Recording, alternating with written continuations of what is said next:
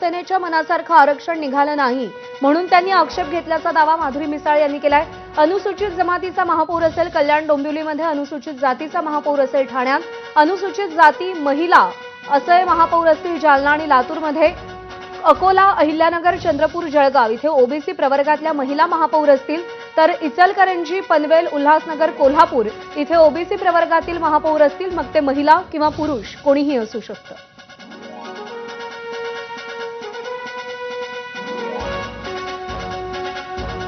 तर आता 29 महापालिकांमध्ये कोणत्या प्रवर्गातून महापौर असेल हे चित्र स्पष्ट झालंय।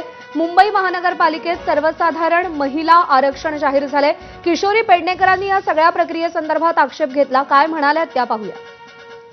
2019-2022 हे ओपन होतं। ओबीसी यायला पाहिजे तो ओबीसींवर अन्याय केलाच।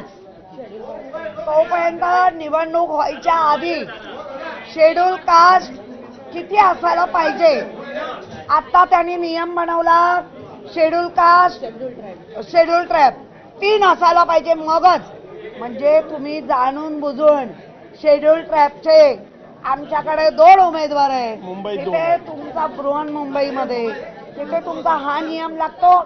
याचा अर्थ लॉटरी ठरवून केली म्हणून या संपूर्ण लॉटरी सिस्टम आणि त्यांचा असलेलं निवडणूक प्रक्रिया याचा आम्ही धिक्कार करतो, निषेध करतो।